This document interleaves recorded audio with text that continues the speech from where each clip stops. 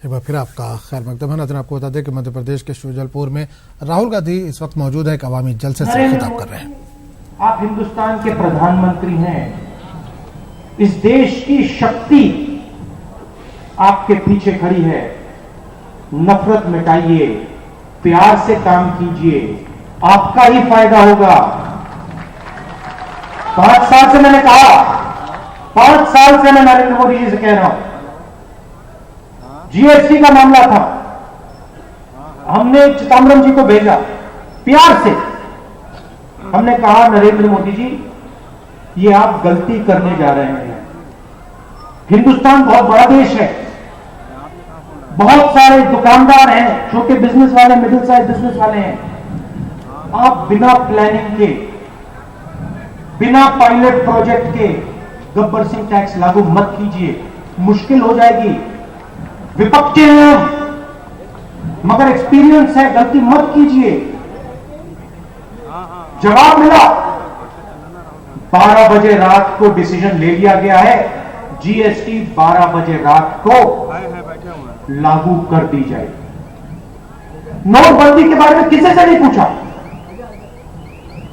किसी भी दुकानदार के पास चले जाते, मध्य प्रदेश में देवास में किसी भी दुकानदार के पास चले जाते, प्रधानमंत्री 2 मिनट बात कर लेते, कहते भाई बताओ, मैं सोच रहा हूं 500 रुपए का, 1000 रुपए का नोट रद्दी करना, क्या लगता है आपको? एक दुकानदार नहीं मिलता जो कहता नहीं भैया कर दो। देश की आवाज आपने नहीं सुनी, किसी की नहीं सुनी, अनिल अंबानी की सुनी, मेहुल चौकसी की सुनी, नीरव मोदी की सुनी, इन चोरों की सुनी, मगर देश के किसानों की नहीं सुनी। आपने विपक्ष की नहीं सुनी। विपक्ष देखिए, जब नरेंद्र मोदी कुछ कहते हैं, बीजेपी के लोग कुछ कहते हैं, तो मेरी अप्रोच क्या है?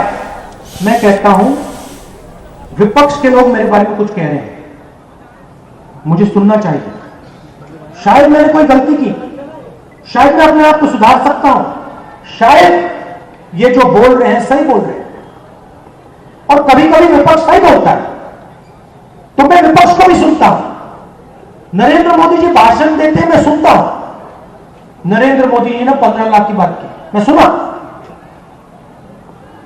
15 लाख रुपए हर बैंक अकाउंट में डालूंगा, बढ़िया बात बोली, और मैंने कहा बिल्कुल सही, करना चाहिए। देश के गरीब लोगों को पता लगना चाहिए कि उनकी सरकार उनकी मदद करना चाहती है। विपक्ष के नेता थे, सुना, उन्होंने नहीं किया।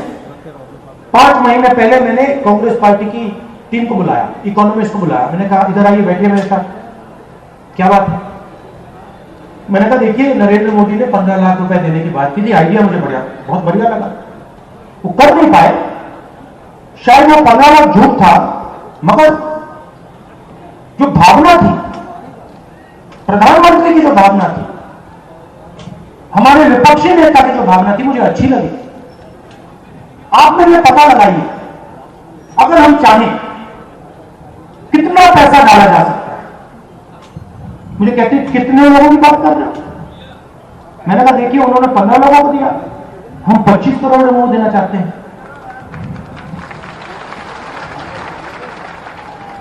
शौक है, कहते हैं ये आपने क्या कह दिया, ऐसे थोड़ी होता है, ऐसे थोड़ी होता है कि सरकार बैंक अकाउंट का सवाल है, ये किसी सरकार ने नहीं किया। मैंने कहा देखिए आप क्या कह रहे हैं? अनिल अंबानी को 30,000 करोड़ रुपए किसने दिया? राफेल घोटाले में हिंदुस्तान की सरकार, नरेंद्र मोदी। नीरव मोदी 35,000 करोड़ रुपए, 1 साल का मनरेगा का पैसा एक व्यक्ति को किसने दिया? नरेंद्र मोदी। मेहुल चौकसी 35,000 करोड़ किसने दिया? नरेंद्र मोदी, हिंदुस्तान की सरकार। तो आप मुझे कैसे कह सकते हैं कि सरकार बैंक अकाउंट में पैसा नहीं डालती? वो तो रोज डाल रही है। चुप हो गए। मैंने कहा देखिए, मैं आप पे दबाव नहीं डालूंगा, आप जाइए, वापस जाइए, पता लगाइए।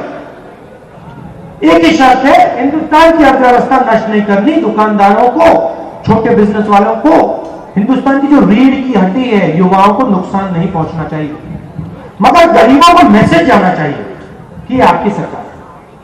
आइडिया कहां से आया? नरेंद्र मोदी।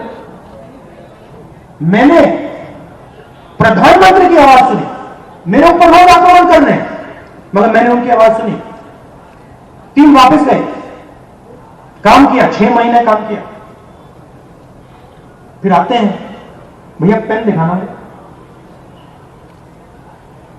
ऐसे कागज पे मेरे सामने 72,000 यूं लिख देते हैं। मैंने कहा ये क्या है?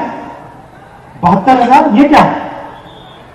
72,000 पैसे, 72,000 रुपए, 72,000 लोग, 72,000 साल क्या है? मुझे कहते हैं राहुल जी आपने कहा था 25 करोड़ लोगों को पैसा देना है, 72,000 रुपए 1 साल के, 3,60,000 रुपए 5 साल के, 6,000 रुपए महीने के, 5 करोड़ परिवारों को।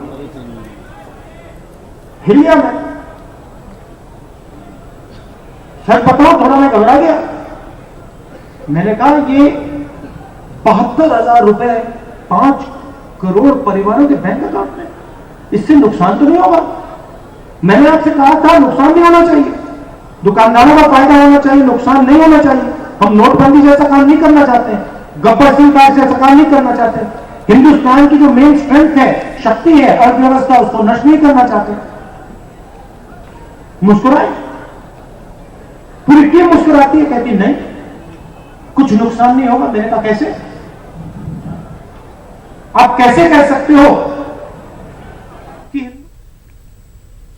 हिंदुस्तान के नायब सदर वेंकैया नायडू वियतनाम के 4 रोजा दौरे पर हैं। इन्होंने हनोई में वियतनाम के नायब सदर और दीगर कई लीडरों से मुलाकात की। इन्होंने आज हनोई में वियतनाम के रेवोल्यूशनरी लीडर हू ची मो के मज़ार पर जाकर इनको खराज अकीदत पेश किया। वेंकैया नायडू और वियतनाम के नायब सदर डांग थी गाक थिन ने मुश्तरका प्रेस कॉन्फ्रेंस भी की। इस दौरान इन्होंने ये कहा कि दोनों मुल्कों के रिश्तों की मजीद मजबूती के लिए हमने कई मुआहदों पर बातचीत की।